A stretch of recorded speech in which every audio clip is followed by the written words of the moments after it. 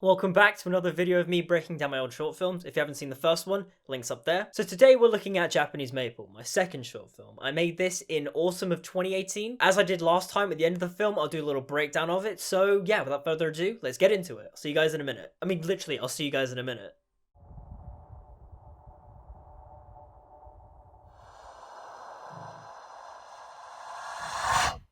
Your death near now is of an easy sort. So slow a fading out brings no real pain. Breath growing short is just uncomfortable. You feel the drain of energy, but thought and sight remain. Enhanced, in fact. When did you ever see so much sweet beauty as when fine rain falls on that small tree and saturates your brickbat garden walls? So many amber rooms and mirror halls. Even more lavish as the dust descends, this glistening illuminates the air. It never ends. Whenever the rain comes, it will be there, beyond my time, but now I take my share. My daughter's choice, the maple tree is new. Come autumn, its leaves will turn to flame. What I must do is live to see that. That will end the game for me, though life continues all the same. Filling the double doors to bathe my eyes, a final flood of colours will live on as my mind dies. Burned by my vision of a world that shone so brightly at last, and then was gone.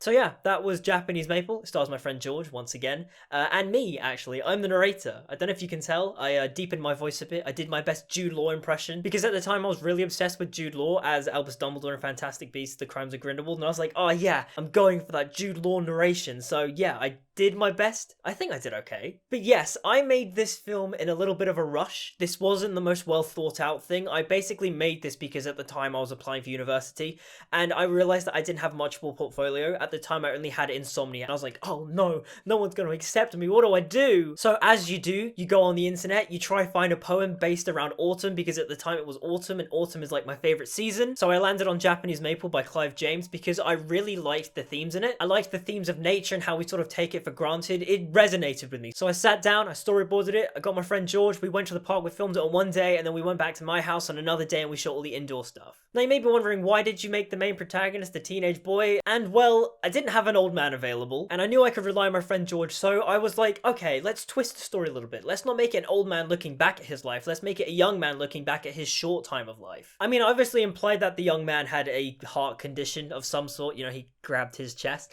Fun fact, my sister takes the mick out of me for that. I don't know why she takes the mick out of my friend George for doing that.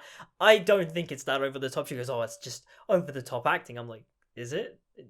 I think that's fine. Looking back at it, I'm happy with it for the most part. It's nothing amazing. I really liked a lot of the shots I got. That shot by the pond is actually one of my favorites. And fun fact, the tree that's there isn't actually there anymore. It blew down in a windstorm last year. And yeah, it's not there anymore. So it's kind of cool. I find that really cool that, like, I have a piece of history documented in this little short film. Like, no one's going to know that tree was there except for, you know, people who've seen my film and people who were there at the time. So I think that's really cool. I will say some of the shots are kind of meaningless, like that random shot of the leaf and the tree. It doesn't look good. It's just me pointing the camera at a leaf on a tree. So I was like, oh yeah, let's get some leaves to symbolize something.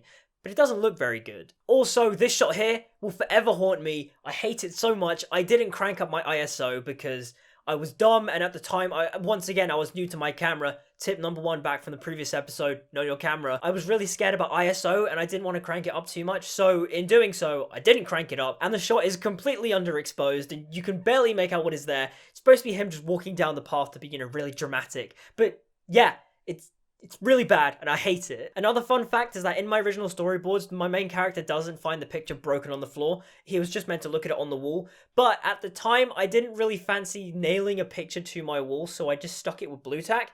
Problem is that the blue tack, didn't work and it just fell in its smash. So tip number 2 about becoming a filmmaker is learn to adapt and improvise. I mean, yes, I could have just gone out to the shops and bought another picture frame, but I don't know, I kind of like the idea of him finding this broken picture frame. It's that sort of idea of he's dying and he can't go back to the past and fix it because it's broken. But other than that, there's not really much else I can say about the film. It's really short, and yeah, it's short, sweet, to the point, and yeah.